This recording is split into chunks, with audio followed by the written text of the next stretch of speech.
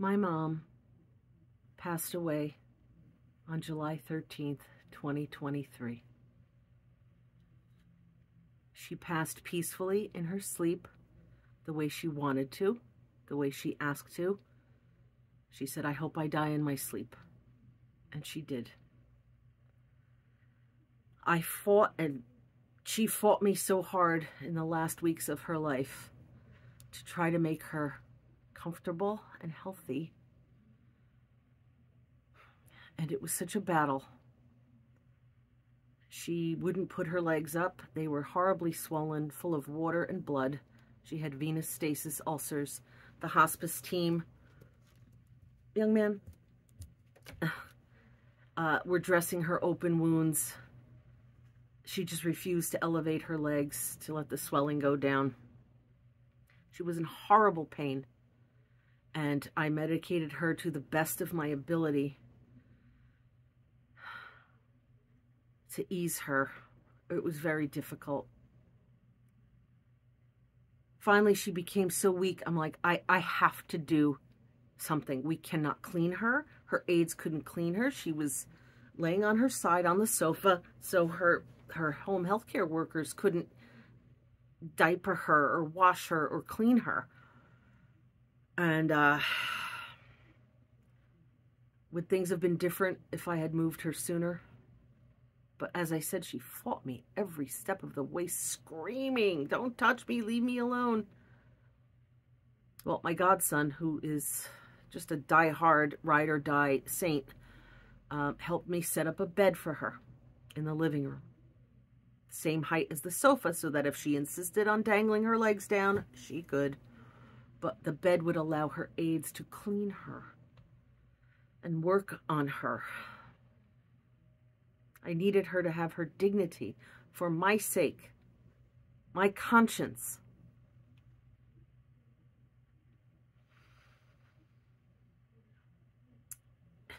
So my godson, the trooper, her night aide was there. I said, "She's going to scream, but you just keep moving her." So he picked her up because he's a strong kid, and her night aide guided her feet. She screamed the entire time, and I understand she was in pain. She was out of it because of the medication, but we got her on the bed. Oh, what a relief. It was messy. He ran outside to throw up because of the mess that she made on him. She was surrounded by people who were just going above and beyond to help her, no matter how she fought us. Got her on the bed. Her night aide cleaned her up. She had a bed sore so huge on her hip. Cleaned her up. And the swelling in her legs went down because they were elevated. But she died the next morning. You know, I left the aide because she's like, "Oh, your being here is," you know, because she's like, "Call the police, call it." She was just screaming incoherently. So I left so she could do her work. And I know she cleaned up my mother. I watched her do most of it. And in the morning, I'm like, well, now I have to tell her aides that their job is different now. It's not just getting her to the bathroom and on and off of her wheelchair. Now she needs actual bed care. So I was going to meet the noontime aide to explain this. And something told me, I'm like, let me go see what they need. Before I go to the store, let me see what's needed in the house. And as I was walking in, the hospice registered nurse was walking out. Because, you know, her night aide left at about 7 a.m. So now it's 10 a.m. And I said, oh, I didn't expect to see you. And she looked, she says, "When's the last time you were here?" I'm like, "Last night." She's like, "Oh, your mom passed." I screamed. I ran in, "Mom!" Screaming, "Mama, no!" Sobbing, I tried so hard, Mommy, no, no. She was still warm, peaceful sleep expression on her face. Her eyes were closed. I know she died in her sleep. And I know she died clean and as comfortable as we could make her. I really did try very hard, and there are people who know that. If anyone doubts it, well, it's not for me to take that on. But yeah, my poor, unhappy, ill at ease, compromised mother. So yes, and I screamed and I cried and I sobbed and I held her. And I hope that, you know, when you die, they say you kind of hover above your body. Since she was still warm and it had just happened, I hope she saw. Or I hope that in heaven or in her afterlife, wherever God put her, that she knows what I did for her. One of her aides told me, she said, you know, your mom, she said, I don't think I was the mother my daughter needed. So part of her had an understanding in her last days of life. I just want her to know. And I just kept saying it over and over. Ma, I tried. I wanted her to reach 100. She would have been 100 on September 7th. That was not to be. But then I look at how things went well. Like, God blessed the situation. She died in her sleep. She died mid-July, not during the school year, which would have been just murder on me to try to deal with all this and teaching. And I had a wake for her. I had her cremated, as was her wish. We had a beautiful memorial. And people got up and spoke. In a different video, I will read the eulogy, which was very hard. Putting the picture boards together, and I had help with that too. My godson's mother, a trooper. She's like, just sit and relax. I'll do it. But every picture I saw just brought up memories, and many of them not good. And then, of course, we were short on pictures because, if you remember from a previous video, she threw out hundreds of pictures from my childhood. And the picture of herself as a little girl. Unless I find it in the cleanup. I haven't yet. How do I feel? Because I know you might want to know that. I have mixed emotions. I am sad that her life was so painful to her. Especially in her last days. It was physically horrible for her, but she was never at peace. Always in victim mode. Always in accusing mode. Rewriting events in her head as she talked to herself. Couldn't be accountable. She didn't have the inner strength to own her own actions and how they affected people. And that makes me sad. I just couldn't inspire that kind of healing in her. And that's something for her, between her and God.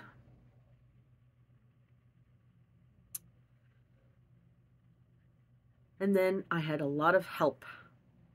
My nephew, her only grandson. You know, that's my only grandson. Yes, thank you. I am childless. Wonder why. He and his wife came down, and their eldest son came down, and boy, did they help me. Furniture donated, thrown out, college hunks or 1-800-JUNK or whoever, we just cleaned it out. There's still a lot to go, but a lot of it's out and done. So that we could have the repast at the house. Now, at that point, my intention was to move in there, to try to save the house, to provide a home for a dear friend who lives there. I put 8 bags of glitter in the paint. The living room is very sparkly. I took her pillows off her sofa. I cleaned the sofa. It's a nice this end up, heavy wood sofa. It's nice. The cushions were a biohazard. They were tossed. And I bought beautiful, I think it's Land's End or LL Bean, one of the big names, pillows. So nice. and little blankets at Dollar General, I think I went to, and they had these beautiful little throw blankets and pillow. Everything looked so pretty, and all the junk furniture out of the living room. Another dear, dear friend who owns a party rental business, she sent tables and chairs, and it was just beautiful. The house was so airy and light and lovely, and I couldn't stand being there. I hated it. I was in so much psychic pain being in that house. I'm like, I can't do this. I can't. Let alone the mortgage to pay back the, the home equity loan. They call it a reverse mortgage. Was a little too much. I would have been very house poor if I tried to keep the house. Oh, rent it. Yeah, rent it. You know how not easy that is? Zoning and tenants, and the house still needed work, so I wouldn't be turning a profit. I'd be barely making the mortgage. I'd have to come up with the tax money and then maintain a home? Maintain the house? I would have, because I'm a trooper. If I really wanted it, I would have done it. I would have made it work. I'm like, I can't be here. I can't be here. And I made the very hard decision to sell the house. And I feel free. Not just free from the burden of maintaining the house, even though that's big. No, I feel free because I believe my mother and father want me to sell it. They don't want me to keep it. What, for their sake? They want me to sell it. The housing market is in a place where I could have a nice little inheritance. Put that in CDs or whatever you do with money. I'll ask someone who knows how to manage money so that it's, safe and it grows a little. And the people who are on my side with the selling of the house are saying, no, you need to move on. You need to close this chapter of your life and do your next thing. And I think your parents would want that. And I think they do too. That's the free feeling. I really believe my mother and father are trying to ease this for me and be like, no, it's okay. We couldn't stand each other. So it's not like you're living in our love nest. It was a torture nest. Let alone all my bad memories. I have great memories there too. My friends are awesome. We have such great memories, but it's time to say goodbye.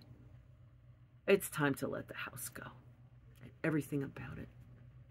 And yes, it will be emotional. Yes, it's my childhood home. Yes, closing the door for the last time. It's going to be hard. But what's going to be really nice, because my church is across the street and I live 3 blocks away, is to watch what the next people do with it. It'll be so nice to watch somebody take it over and renovate it and make it just lovely. It'll feel good that somebody with no emotional baggage tied to that house is going to have a nice place. I had to, this is ironic and interesting. I probably should have made a separate video about this part, but I'm going to tell you now. There was a man, a retired firefighter, who comes to mow the lawn.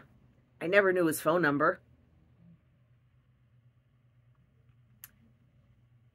And the day he was supposed to come, the painters were there, putting glitter on everything and painting. And he didn't leave his number. I'm like, God, oh, man. He did. He left it with the neighbor. So I'm like, oh, thank God. So I got a hold of him on the phone. And I said, oh, by the way, how much more would you charge to get the weeds out, to do some weed whacking? He says, I can't. I'm like, why? He says, your property is covered in poison ivy, poison oak, and poison sumac. There's no way to differentiate between the weeds and that. And if I cut them, it's going to spray, the allergens, the toxins, whatever you want to call what comes out of poison ivy. I'm like, oh. I'm like, well, where is it? He says, all over. Like, oh, I don't know what it looks like. I had been in the back, I think it was last year.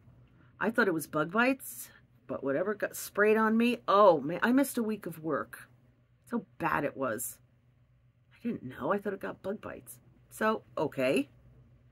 You call the poison ivy people. And there's one company in Jersey, North Jersey, that specifically, that's all they do. It's not just a landscaper who's going to cut wearing a beekeeper suit. No, no. They come and they remove it and they spray and they do everything nice. It was a lot of money. A lot of money. And I was not left with much because I spent every dime on her care. But I paid it. And they have 2 more visits before it's all done. I just found it spiritually interesting that the property had poison all over it. I guess she didn't know. And if she did, it's one of those things where, well, just don't walk near it. Like, but I handled it. So now we can walk back there. The realtor today walked back there. People wanting to buy the house can walk back there, and I have a clear conscience. No one's going to be harmed by the spiritual miasma of poison ivy, poison oak, and poison sumac. My God. It really was everywhere. Because when, you know, they came to point it out, and I had someone with me, so I wasn't making any kind of rash decision. And he was putting the little flags and things, and like, yeah, it was a lot. I just find it interesting that that's what was all over the property. Our outer world tends to reflect our inner world. It's my belief. So he mowed and, avoided getting himself harmed. And I went to pay him, and he hands me back. I handed him $40, which is very reasonable to mow a big property. And he hands me back a 10. I'm like, what's this? He says, my fee is $30. And I joked. I said, oh, I gave you a raise. Well, so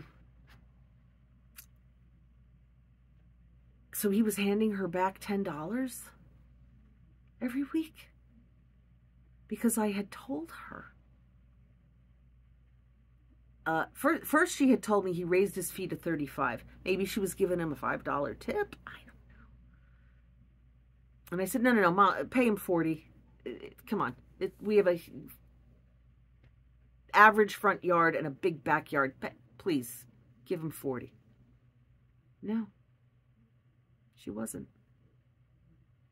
She was taking back change. And as angry as I was about it, that anger turned to sadness. Like, she always had to be getting over, she always had to be pulling something because of her upbringing as one of 11 children in the Great Depression, where you had to sneak food. And her father locked the cupboards, and they would beg for like, it was a sad little existence, but I guess that's where she learned. You have to beg, borrow, and steal, and lie, and that's how you survive. And she doesn't have a chance to change. Right, like right up until her last, she was scamming. And not just that, but defying me. I said, Ma, pay him $40. And in her borderline narcissistic rage, don't tell me what to do. Like, it's just money for someone who mows our lawn. That makes me so sad. She never healed. But I can heal. And I can pray for her. Which is what I've been doing since July 13th.